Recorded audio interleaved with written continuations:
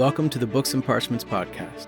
For this episode, we're bringing chapters 3 and 4 from the book Mimosa by Amy Carmichael. If this is the first time you're hearing of this book, please listen to our previous podcast for more about it and the first two chapters. Otherwise, we'll continue to listen to the story of the little believer in India, Mimosa.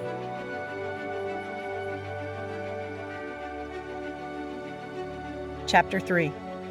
I could be crucified once. So passed several uncomfortable years.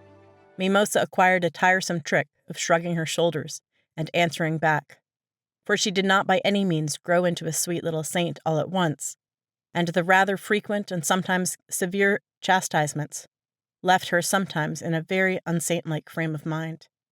It was all so bewildering. If God, the God to whom she clung the more fiercely because of these sharp smitings, little limpet that she was, were indeed, as she had heard and believed, living and powerful and loving, why did he not keep her mother's hands off the whisk, which was her favorite instrument of correction? It was a question that found no answer. Was the child forgotten by the love that had shone upon her? Love never forgets. Gradually, through her troubles, a gentle sense of still being loved stole in upon her soul. She knew, though how she could never have told, that the God she would not forsake had not forsaken her. And all alone, without a single friend who understood, or a single touch of human compassion, she was comforted, and gradually she learned patience, learned to accept her discipline. Then came the time when I went into Maraivu. This was not tyranny, it was only the custom of the caste. The word means seclusion, and the custom springs from fear. For when the Mohammedan conquests changed the ways of the old Hindus, they felt the secluded life safer for their growing-up girls, and to this day, just when the mind in her is all one eager question, the child is shut up within narrow limits, and there that child stays till her marriage releases her. Didst thou ever break through and run out? No, never. How could I? The rule is to stay in. But how didst thou endure it? There was no other way but to endure it. Does no girl ever break the rule? Never, never. And Mimosa added what translated into modern English would be, it's not done. And she was such a vivid girl. Into her, at her creation, her Maker had inspired a soul that inclines to activity and breathed a vital spirit. But this activity of vitality displeased her elders, who disapproved of learned girls. Learning was for boys, so Mimosa was cooped up in small rooms and set to small tasks and heard only the smallest of small talk, and the inquiring mind, crowded with questions, was treated as a freak. What is that to thee? Art thou not a woman, child? Thus passed the dull, drab years. She had much to endure. Sometimes it was as if the winds that blew about her had blown out the one little candle that stood unsheltered in the midst of them. Several times she yielded and bowed before the idols. These were her darkest periods, but she was not forsaken. The love that followed found her. And then, all the more because she had weakened, the full blast of trial fell upon her again. I could be crucified once, said Nisama-san of Japan, and he was a man at liberty, strong, and with full knowledge. But this daily crucifixion, and now something hardly less was appointed for this Indian girl, who had heard so little, and was to hear nothing for many years. Is not the courage of the love of God amazing? Could human love have asked it of a soul? Fortitude based on knowledge, so slender, deathless, dauntless faith. Who could have dared to ask it but the Lord God himself? And what could have held her but love omnipotent?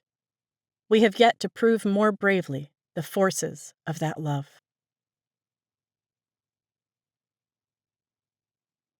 Chapter 4. I go to the Supreme. Nay, to this assembly I go not. It was the father, head of the family and clan, who spoke, and he spoke with decision. But never a thought that he was bidden to another assembly came to the daughters and relatives as they donned their best and brightest attire and set forth with crowds of caste folk from their own village, and numbers of others to attend the great festival at the temple by the sea, one of the chief pilgrimages of the year. All his life he had thought of Siva as lord of the soul, and he had thought of his soul as an animal fettered in his flesh.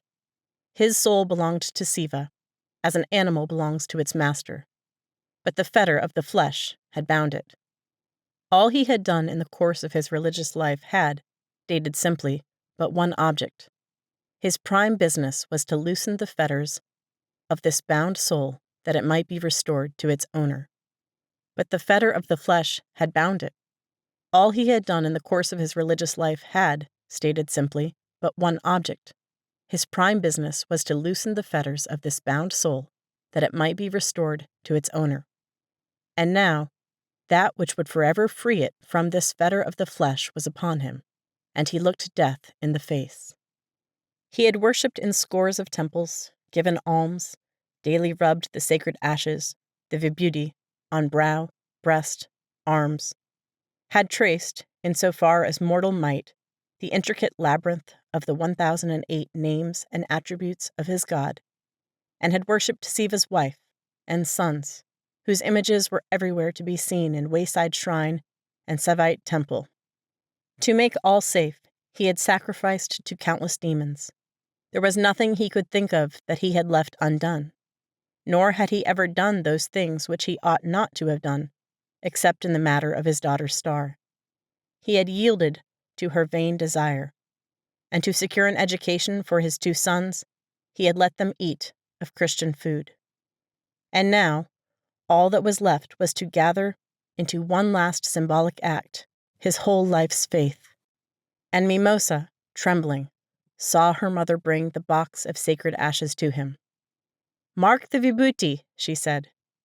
With it thick and white upon him, the dread god of death would know him for Siva's own. But he put the ashes from him. There were no explanations. He was too ill for that. He only waved the box aside, and looking into the face of death, cried, "I go to the Supreme," and so passed. Then was done according to custom. The departed spirit is not regarded by the Hindus as having passed beyond the reach of our care, and so at once, especially in the case of a parent, everything that love can suggest is done to help it. This thought is behind all, and gives a dignity to the ceremonies that follow swift-footed upon death. Quickly, in a little shelter improvised in the courtyard, Mimosa's father was laid on a mat, and shaved, and bathed with water hurriedly, brought from the nearest river, the sacred copper-colored river which the Greeks named long ago. A white muslin cloth was wrapped round him now, and the consecrated ashes he had refused were rubbed on brow, breast, and arms. Then a ball of rice was laid on his mouth, and on it friends put silver coins. This was to help his disembodied spirit on the first part of its journey. And then the weeping, wailing women, led by Mimosa's mother, walked round and round the body, throwing their arms up, beating their breasts, tearing their loosened hair, which fell in black masses about them.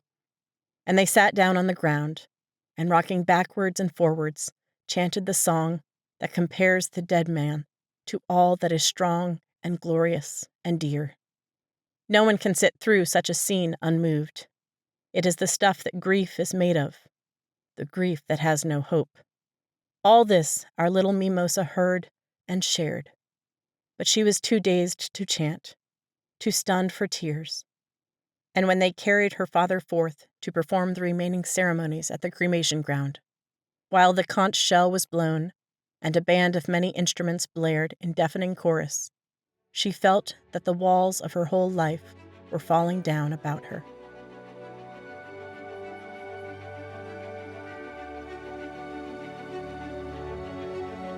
You've been listening to chapters 3 and 4 of the audiobook Mimosa by Amy Carmichael.